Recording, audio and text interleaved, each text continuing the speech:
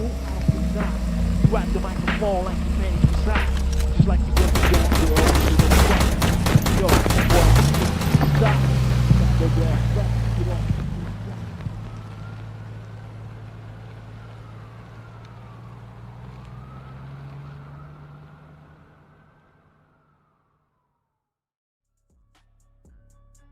On December 16, 2000, as the year neared its end and Shelby prepared to welcome 2001, another area of the town was shattered by an unexpected and chilling act of violence. A 9-year-old girl whose identity has not been disclosed was struck by a bullet in a drive-by shooting as she lay on the floor of her family's living room watching television. The shooting occurred at 10:34 p.m. on East Avenue, just off Washington Street. Witnesses reported that multiple shots were fired from a small gold car that drove past the house. 2 bullets penetrated the home, one of which struck the young girl. She was the only child present in the house at the time. Emergency services quickly transported her to Cleveland Regional Medical Center.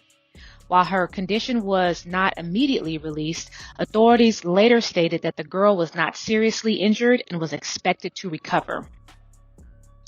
What makes this case particularly unsettling is the seemingly random nature of the attack. This article doesn't disclose any known motives, and no arrests were made following the incident. The gold car and its occupants vanished into the night, leaving this community on edge. Is Shelby really this quiet, sleepy town that it claims to be, or does its quiet facade hide a troubling reality of drugs and random violence? Did parents truly feel secure raising their children here?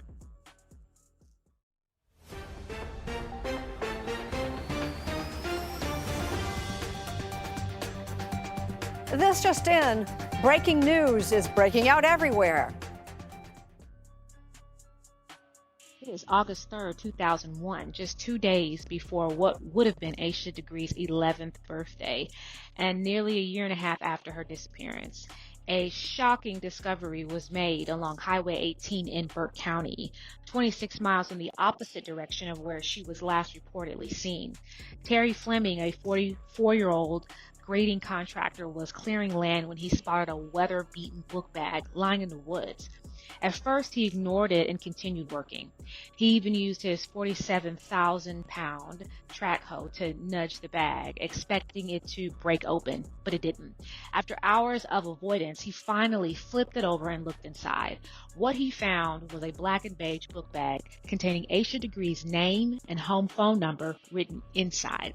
Not realizing its significance, Fleming attempted to call the number, but was unsuccessful due to poor signal under the power lines. He jotted the information down on a piece of paper and went home. It wasn't until the next morning, when Fleming showed the note to his wife, Regina Fleming, that the gravity of his discovery became clear. Thanks to continuous media coverage local in the area regarding Aisha's case, she immediately recognized the name. The location of the book bag only deepened the mystery, though. Not only was it found 26 miles in the opposite direction of where Aisha had allegedly been seen walking, but some news reports would later suggest the distance was closer to 40 miles. Questions that continue to be asked is, how did it get there and who put it there? Initially, Fleming followed law enforcement's request to keep quiet about what he had found, but after media reports began misquoting his words and spreading false information, he decided to go on the record and set it straight. He had claimed that he didn't appreciate that, and he also said that he was frustrated with how his involvement was being handled, and he felt that the media had no concerns for the child. Fleming did make it clear, however, that he never removed anything from the bag and he did everything by the book. Yet this discovery raised far more questions than answers. On August 13, 2001, authorities stated without question that 9-year-old Aisha Degree was abducted, according to Cleveland County Sheriff Dan Crawford. Sheriff Crawford confirmed that a book bag discovered earlier did in fact belong to Aisha, and he ruled out any possibility that she placed it there herself. Investigators also determined that the trash bag used to wrap the book bag was not hers, leading Crawford to conclude that Aisha was abducted shortly after leaving home. Crawford also revealed that 99.9% of the contents inside the book bag belonged to Aisha. However, the clothes inside were not the ones she was reported to be wearing when she vanished. All items from the book bag were sent to the FBI crime lab in Quantico, Virginia for forensic analysis. However, Crawford made it clear that those results would not be made public. Dismissing other theories, Sheriff Crawford stated that Aisha did not fall victim to a natural disaster. Instead, he believes she was killed by a single individual, someone committing this kind of crime for the first time. He also stated that a sexual offender was unlikely to be involved, as predators do not typically roam the highways in the early hours of the morning expecting to find a child alone. Instead, Crawford suggested that whoever encountered Aisha that night took an opportunity to harm her. And once they did whatever they did to her, they knew they couldn't let her go, Crawford says. He was also quoted as saying that once they cross that barrier, they can't back up. Then fear sets in and they don't know what to do. Adding to the discoveries, search teams in a separate section of Highway 18 uncovered 2 bones, bone fragments, and a pair of men's pants. However, Crawford confirmed that the remains were identified as animal bones, not human. Crawford also noted that further evidence at the site was unlikely, as the book bag appeared to have been thrown from a moving vehicle and not buried, further cementing the investigators' belief that Aisha's disappearance was the result of foul play. Interestingly, Mrs. Degree responded to the discovery of Aisha's book bag in Burke County with a mix of determination and reassurance. She stated that the find should be enough to quiet those who doubted progress was being made. She was quoted as saying, "It took them 18 months to find something, but they did. So now people can stop doubting my officers," referring to the Cleveland County Sheriff's officials. She also stressed that investigations take time and that it can be a long process before significant clues emerge. Amid these developments, the Degrees organized a car wash on August 18th in Burke County to raise funds to repair the billboards displaying information about Aisha's disappearance.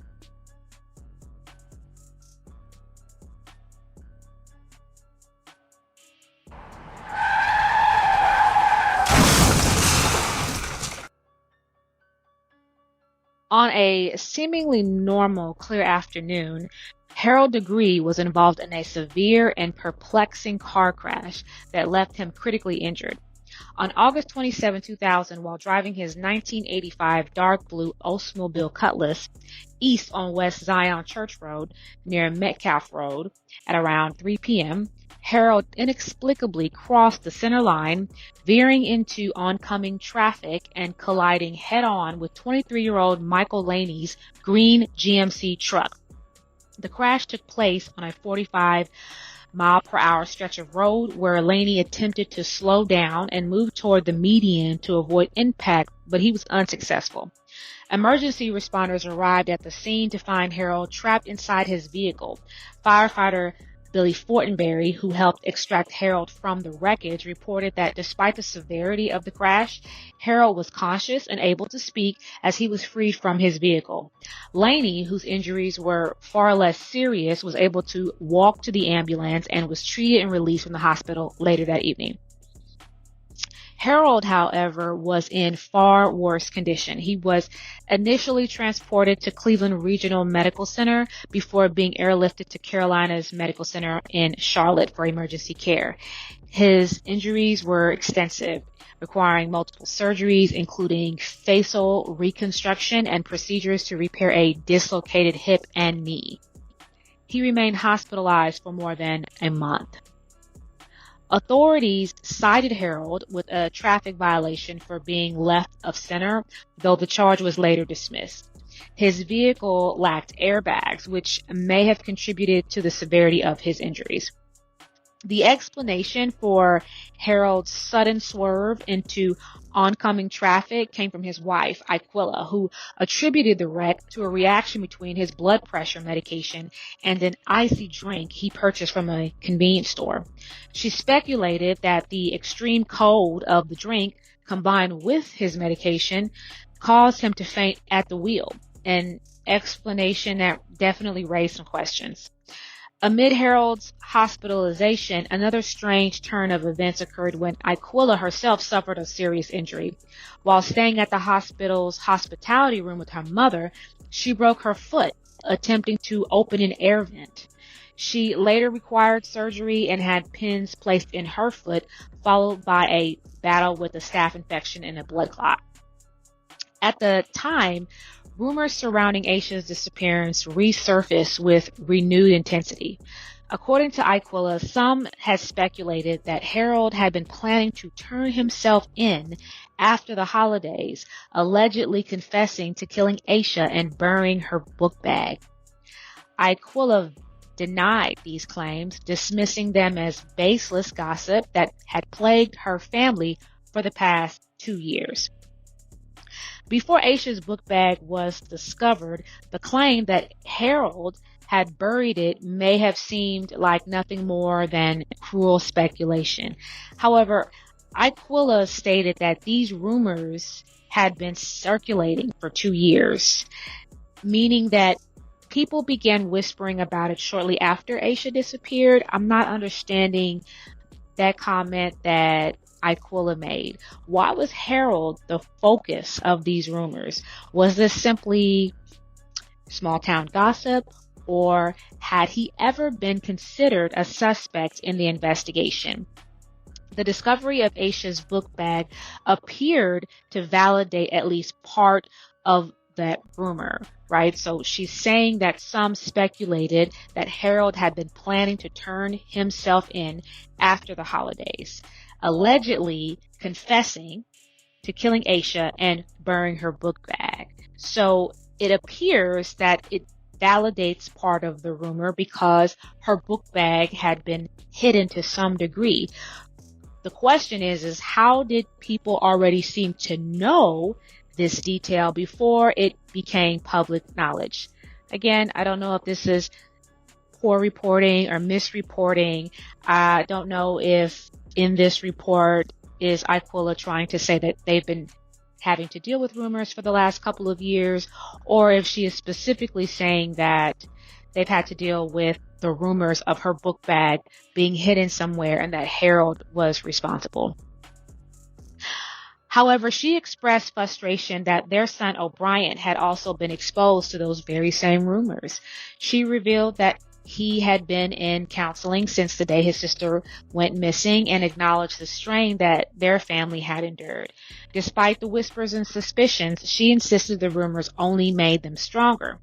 As the second anniversary of Aisha's disappearance approached, the Degree family's prayers were no longer just for their missing daughter, but also for Harold's recovery. While they had been out of work for over a few months, they leaned on the support of those who helped them financially.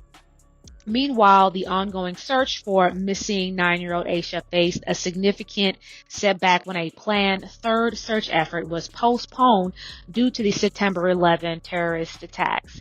However, on Wednesday, October the 17th, the search resumed as rescue workers, the Cleveland County Sheriff's Office, and emergency management personnel gathered at the command post located at Old Bellwood School off Carpenter's Grove Church Road.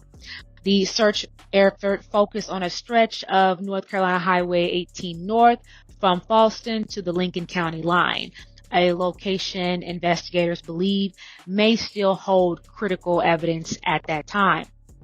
1 week later, on October the 25th, though, authorities revealed that a plastic bag was discovered during that search. However, officials remained skeptical about its significance. Cleveland County Sheriff's Office Lieutenant Gary Gold acknowledged the find but cautioned against premature conclusions. He says that the bag is consistent with the type of plastic used to wrap Aisha's book bag. However, investigators do not know yet if it holds any real significance to the case or if it's just another bag that they found.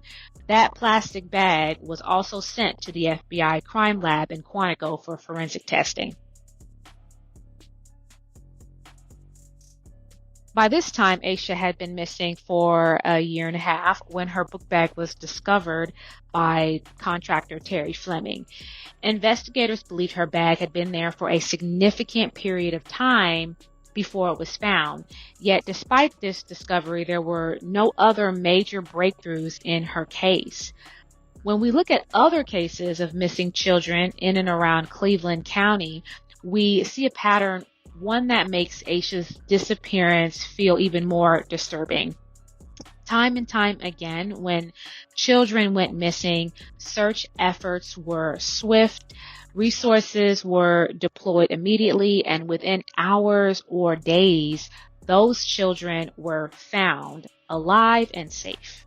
Take 11-year-old Patrick Terry from Shelby, whose disappearance sparked an intense search involving nearly 100 people after he went missing on September 27, 2000. Initially, it was believed that Patrick had wandered off due to being upset over a C grade on his report card, which he was hesitant to share with his father. The family had planned to go to the Cleveland County Fair that evening, but the situation quickly turned to concern when Patrick failed to return home. The sixth grader was found safe Thursday morning after spending the night in the woods. He was discovered walking along a street near Shelby Middle School, about a mile from his grandparents' home. Except for minor scratches, Patrick was unarmed. According to reports, Patrick had gone out to feed his grandparents' horse after dinner but didn't return. A family member spotted him at one point during the search, but Patrick ran off when approached. Search teams were mobilized quickly and included local authorities, canine units, and volunteers. Helicopters equipped with thermal imaging were also deployed in an effort to detect heat signatures on the ground. Searchers combed through woods, creeks, and challenging terrain throughout the night. Patrick was finally located early that morning and told his family that he'd gotten lost in the woods after leaving to feed the horse. While the initial narrative focused on his grades as a potential reason for leaving, it seemed to later shift to emphasize his account of losing his way and spending the night outdoors. Billy Cobb, a 13-year-old boy from Stanley, North Carolina, in nearby Gaston County, was lured away from his home at 4 a.m. on April 7, 2001, by Gloria and Gail Farrell, a couple he met in an internet chat room.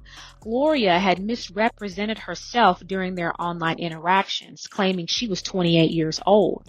When Billy finally saw her in person, he was surprised to discover that she was significantly older than she had led him to believe. Despite being in the 5th grade, Billy was notably large for his age, standing 6 feet tall and weighing 164 pounds.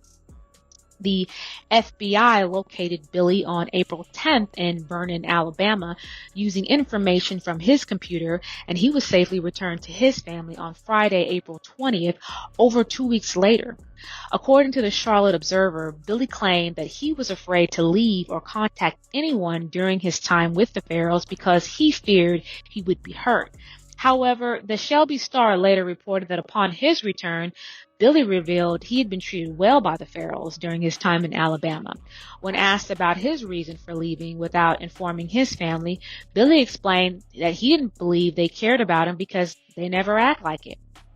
While in Alabama, he said he did nothing really. His mother, Diane Cobb, shared her relief and happiness to have her son back and expressed her excitement about spending more time with him. The Farrells faced federal charges for knowingly transporting a minor across state lines with intent to engage in sexual activity and contributing to the delinquency of a minor. Billy's mother, Diane, stated that she planned to cancel their internet service and take away Billy's computer following that incident.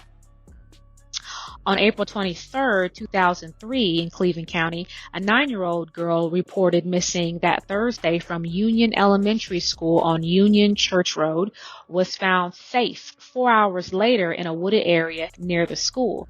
Other students reported seeing the girl outside around 4:50 p.m. as she appeared to walk into the woods located on the north side of the building.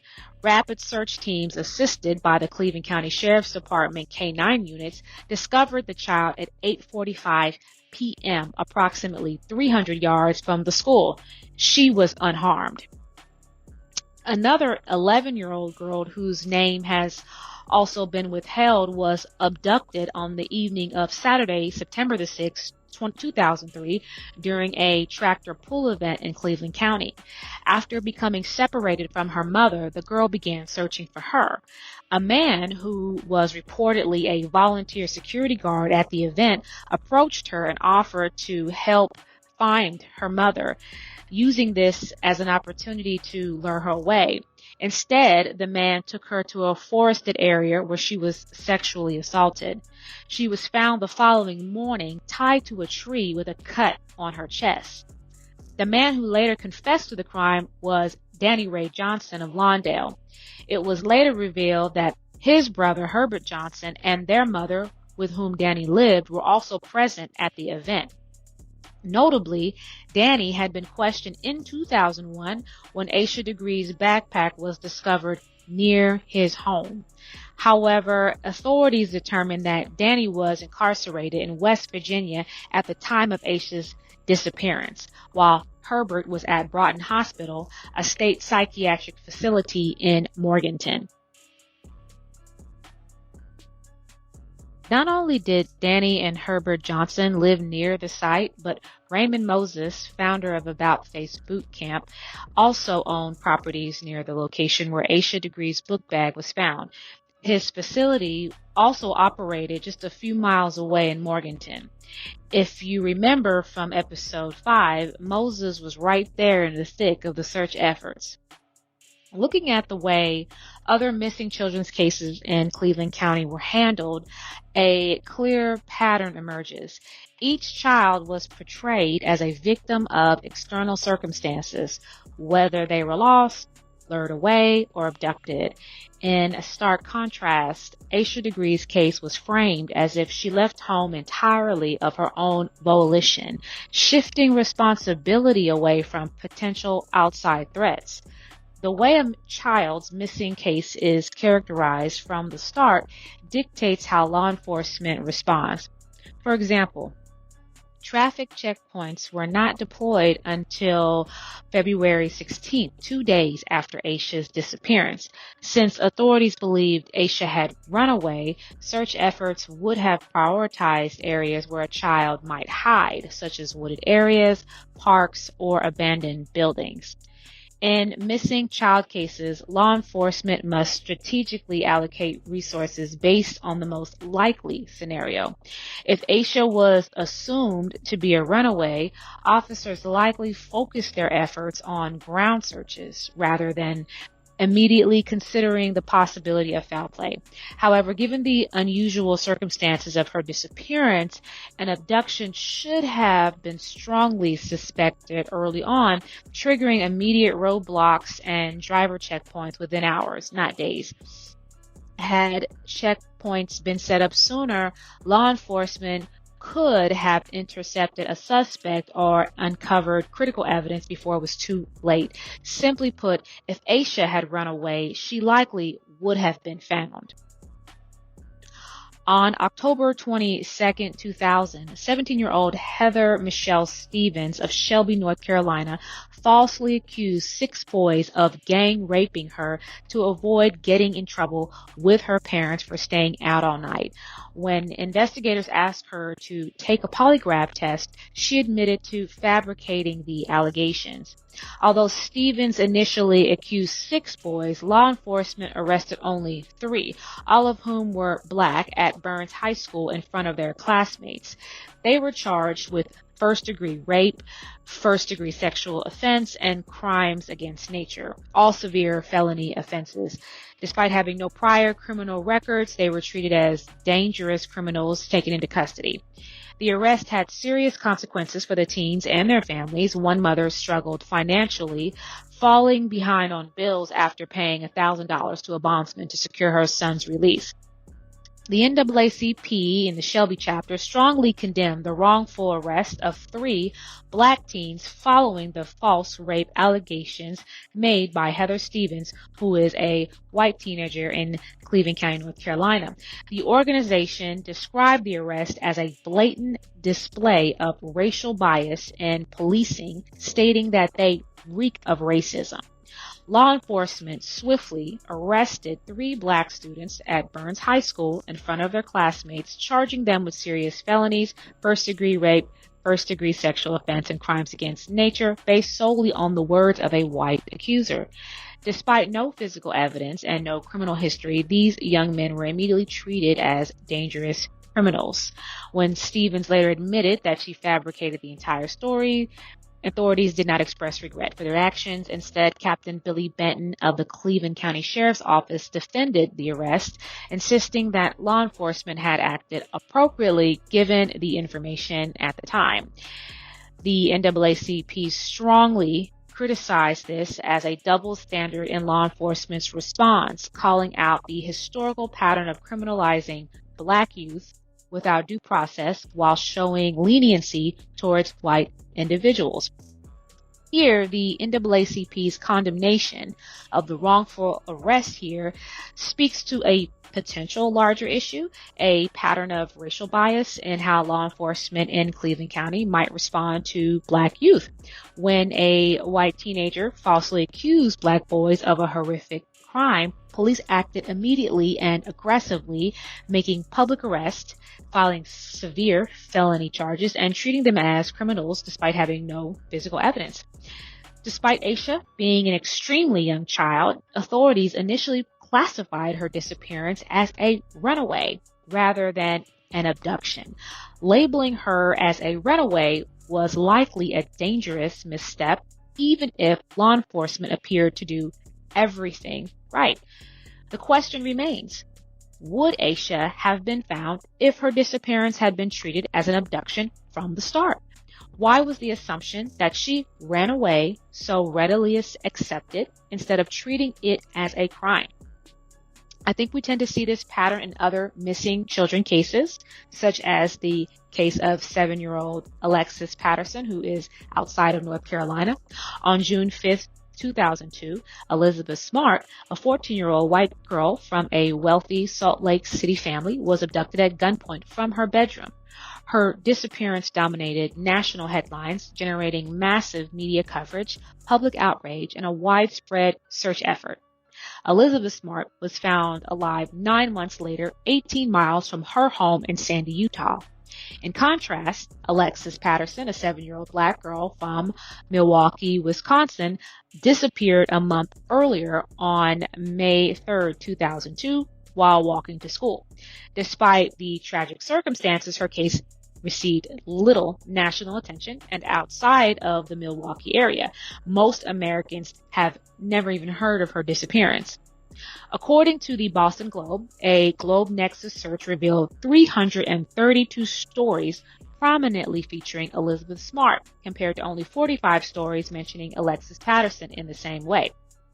In July 2023, newly released police records, as reported by USA Today, revealed a theory suggesting that Alexis Patterson's mother and stepfather may have over-disciplined young Alexis, potentially leading to a fatal injury. This revelation raises concerns about whether law enforcement thoroughly investigated all possible leads at the time of her disappearance, or if early assumptions influenced the direction of the case. When Alexis first went missing in 2002, authorities initially theorized that she had run away after her mother refused to let her bring cupcakes to school that day. This assumption may have delayed the urgency of search efforts and diverted attention away from other likely scenarios, ultimately impacting the chances of solving her case. Her case still remains unsolved to this day. Now to a News 3 investigation. More than 400 children are missing in Virginia right now, according to the National Center for Missing and Exploited Children. But most have not received an Amber Alert. That's because many of them are considered runaways. There's often less urgency and resources deployed by law enforcement to find them because they chose to leave. The disparity in coverage for people who are people of color who are missing, you did that on Monday morning. So does this apply when it comes to children as well? Yes, so we looked at an analysis from the Journal of Criminology and Criminal Justice about the disparity in coverage, and it found that especially for missing black children in national news coverage, there was a huge disparity there. So we see that across the board, whether it's missing adults, missing children, especially for children who are missing because they ran away.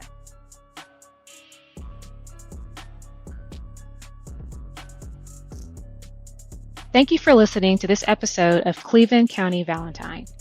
If you haven't already, please like and follow us on Facebook or leave us a rating or review on Apple Podcasts or Spotify.